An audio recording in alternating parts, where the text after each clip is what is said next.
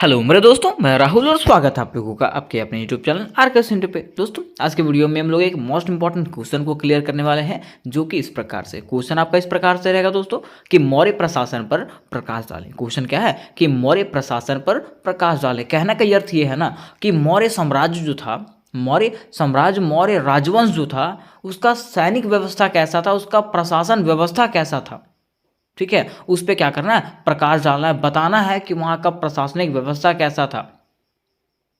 तो चलिए आज के वीडियोस में हम लोग ये क्वेश्चन को बड़ा ही इजी लैंग्वेज में डील करने का प्रयास करते हैं, और मैं आपको गारंटी देता हूँ कि मात्र सुनने से ही जो है आपको ये क्वेश्चन याद हो जाएगा। लेकिन करना क्या पड़ेगा, आपको ध्यान से सुनना पड़ेगा और वीडियो को जो है ना अंत तक सुनना पड़ेगा, तभी आपको ये क्वेश्चन जो है ना माइंड में सेट हो जाएगा, आपको याद करने की जरूरत नहीं पड़ेगी। ठीक है, उसके साथ साथ आपको एक और फायदा होने वाला है कि आपको पीडीएफ भी मिलने वाला है।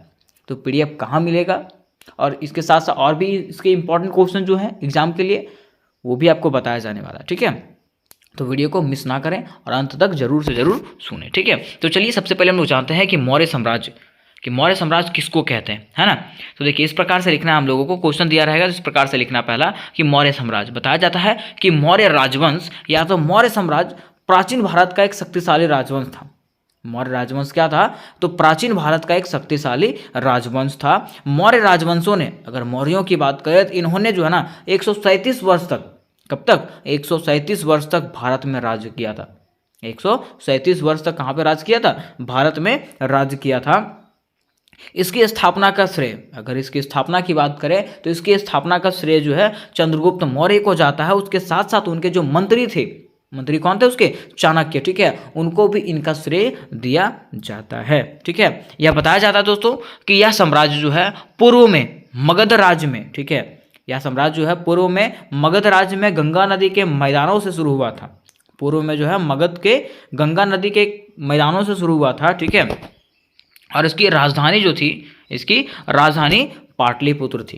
कहाँ थी, पाटलिपुत्र थी, जिसको हम लोग आज के शहर में जो है ना पटना के नाम से जानते हैं। तो ये तो हो गया आपका परिचय। इस प्रकार से हमको परिचय देना था कि आखिर मौर्य साम्राज्य किसको कहते हैं, मौर्य साम्राज्य क्या था। तो इससे देखिए, इससे आपको एक एमसीक्यू उठा कर दे सकता है कि मौर्यों ने कितने वर्षों तक भारत में राज किया था।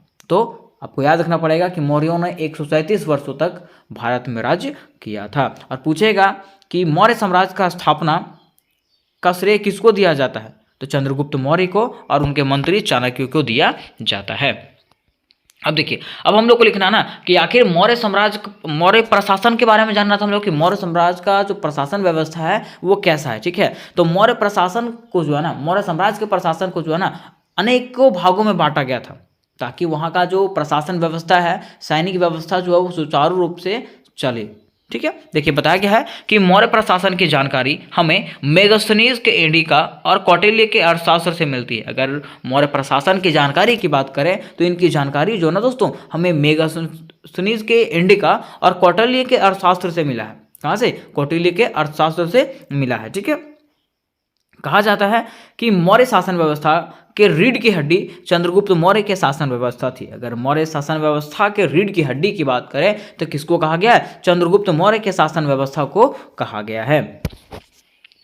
आगे बताया गया है कि मौर्य प्रशासन को सुसंगठित ढंग से चलाने के लिए कई भागों में बांटा गया था, जो इस प्रकार से, जैसे मैंने आपको बताया कि मौर्य शासन प्रणाली को जो है, मौर्य के प्रशासन प्रणाली को सही ढंग से चलाने के लिए, सुचारू रूप से चलाने के लिए इसको कई भागों में बांटा गया था, जो इस प्रकार से दिया गया। ठीक है, तो चलिए जानते हैं कि पहला क्या है। अब देखिए इसका जो पहला भाग है वो क्या है, केंद्रीय प्रशासन। क्या है, केंद्रीय प्रशासन। ठीक है, अब देखिए इसके तहत बताया गया है कि पूरे प्रशासन का कार्यकर्ता, पूरे प्रशासन का अगर कार्यकर्ता की बात करें तो वो कौन होता था, सम्राट स्वयं होता था। कौन होता था, सम्राट ही होता था, जो स्वयं सारे राजकीय सत्ता का स्रोत होता था, जो पूरे सत्ता का जो है ना वो क्या होता था, स्रोत होता था, मैन होता था।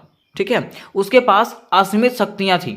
उसके पास क्या क्या था, असीमित शक्तियां थी, सेनानायक थे, नियम बनाने वाले सर्वोच्च न्यायाधीश थे, तथा मुख्य कार्य करने वाले अध्यक्ष होते थे उसके अंदर। ठीक है, उसके पास होता था, किसके पास, राजा के पास। ठीक है, फिर बताया जाता है कि वह अपना उत्तरदायित्व निभाने के लिए पूर्णतः समर्पित था, और वो जो है उसको किसी भी हालत में क्या करना था, अपना दायित्व निभाना था। उसके साथ साथ देखिए ये भी बताया गया कि मौर्य साम्राज्य के विस्तार होने से, मौर्य साम्राज्य का विस्तार होने से क्या हुआ कि राजा के शक्तियों में भी काफी वृद्धि हुई। किसके? मौर्य साम्राज्य के विस्तार होने से राजा के शक्तियों में भी क्या हुआ? काफी वृद्धि हुआ। ठीक है, इससे आपको क्वेश्चन पूछा जा सकता है कि चंद्रगुप्त मौर्य के पास, चंद्रगुप्त मौर्य के पास कैसे कैसे, या तो वहां के शासक के पास जो है ना कौन सी शक्तियां होती थी, तो उनके पास जो आसमी शक्तियां होती थी, सेनानायक का शक्ति होता था, नियम बनाने वाले सर्वोच्च न्यायाधीश तथा मुख्य कार्य करने वाले अध्यक्ष होते थे, वो कौन? राजा वहां के। ठीक है, फिर देखिए इसका दूसरा जो भाग है वो है मंत्रिमंडल। दूसरा भाग क्या है? मंत्रिमंडल। कहा गया है कि कौटिल्य के अर्थशास्त्र से यह पता चलता है कि राजा ने कुछ बुद्धिमान व्यक्तियों को अपने सचिव नियुक्त किया था। कौटिल्य के अर्थशास्त्र से यह पता चलता है या बताया जाता है कि राजा ने अपने राज्य के शासन व्यवस्था को चलाने के लिए कुछ बुद्धिमान व्यक्तियों को क्या किया था? सचिव नियुक्त किया था, चुना हुआ था, सचिव चुने थे। ठीक है, कौन? वहां के राजा।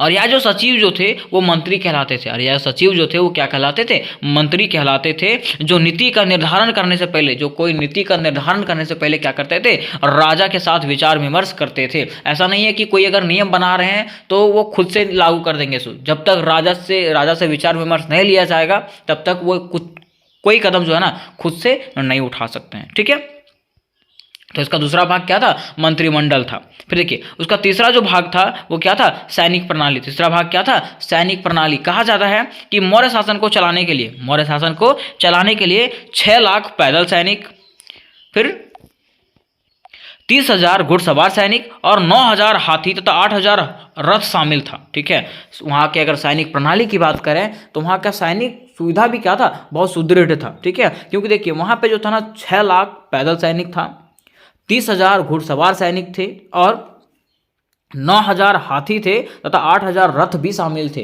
तो इस प्रकार से हम लोग देखने से ही लग रहा ना कि उसका सेना जो था वो विशाल सेना था।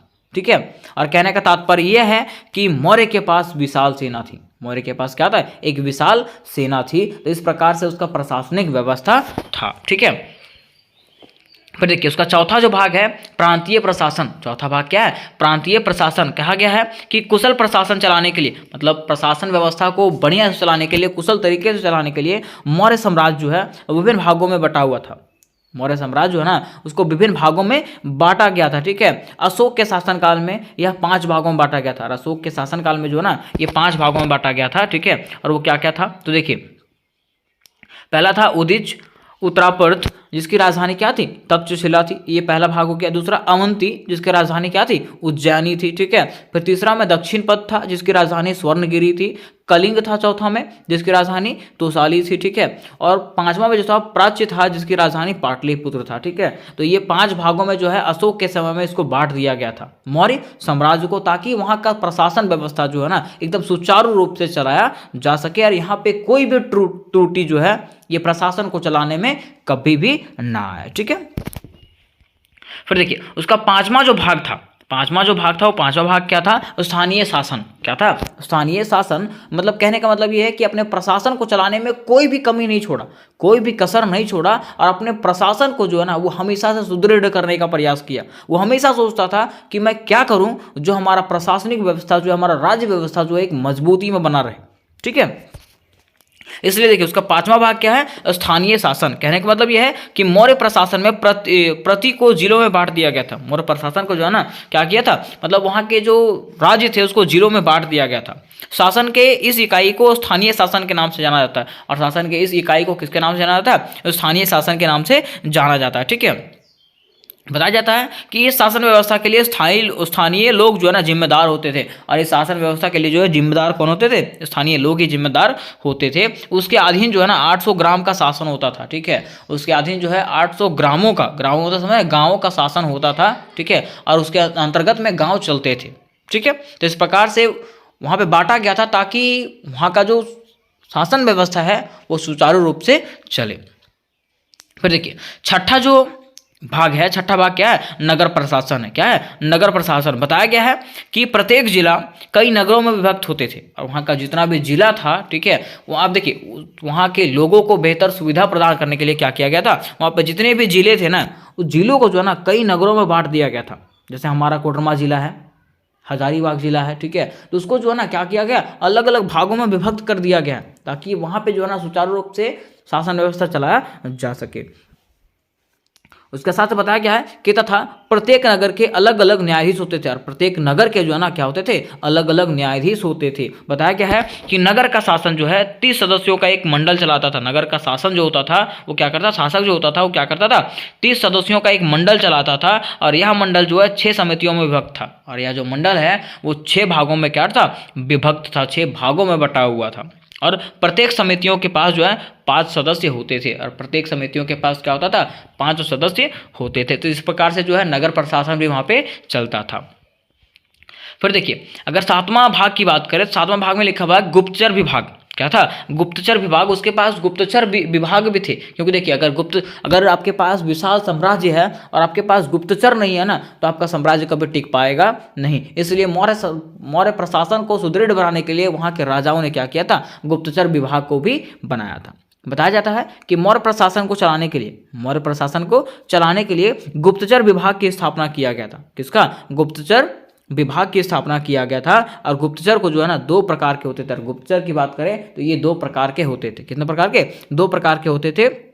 देखिए, पहले गुप्तचर ये होते थे, ऐसे गुप्तचर जो क्या करते थे, एक ही जगह रह करके, एक ही जगह स्थिर रह करके क्या करते थे, काम करते थे। गुप्तचर मतलब यहाँ से गुप्त सूचना देने वाले, है ना। गुप्त सूचना किसको देंगे, राजा को देंगे, ठीक है। और दूसरा क्या होता था, दूसरा ऐसा गुप्तचर जो घूम घूम कर क्या करता था, जनसाधारण की गतिविधियों से राजा को अवगत कराता था, ठीक है। दूसरा गुप्तचर क्या होता था, जो घूम घूम कर क्या करता था, मतलब दूसरे राज्यों की बातों को जो है ना राजा तक पहुंचाता था। जैसे मान लीजिए कहीं अगर ये राज्य पे जो अगर हमला होने का हो, ठीक है, और इसको कहीं से अगर भनक लग जाता है ना, तो वो क्या करता था, ये बात को तुरंत आकर के राजा को बताता है, ठीक है।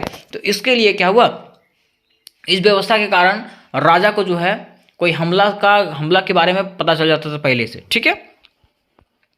फिर देखिए, यहां तक जो है आपका ये इसका भाग खत्म हो गया कि इस प्रकार से मौर्य साम्राज्य के प्रशासन व्यवस्था था, ठीक है। अब क्या करेंगे, जैसे क्वेश्चन अंत होता है ना दोस्तों, तो हर क्वेश्चन में हम लोग क्या करेंगे, निष्कर्ष लिखते जाएंगे। निष्कर्ष में करना क्या है कि जो उपरोक्त लिखे गए बातें थे, जो हम लोग लिखे थे ना, ठीक है, वही सब बातों में हम लोगों को क्या समझ में आया वो यहाँ पे बता देना है, ठीक है। देखिए, निष्कर्ष में बताना है कि उपरोक्त लिखे गए बातों के माध्यम से, उपरोक्त जितने भी लिखे गए बातें थे उसके माध्यम से यह पता चलता है कि मौर्य साम्राज्य एक शक्तिशाली साम्राज्य था। उपरोक्त लिखे गए बातों के माध्यम से हम लोगों को यह पता चलता है या भनक लगता है ना कि मौर्य साम्राज्य जो था एक शक्तिशाली साम्राज्य था। मौर्य साम्राज्य क्या था, एक शक्तिशाली साम्राज्य था जिसकी प्रशासनिक व्यवस्था काफी सुदृढ़ थी।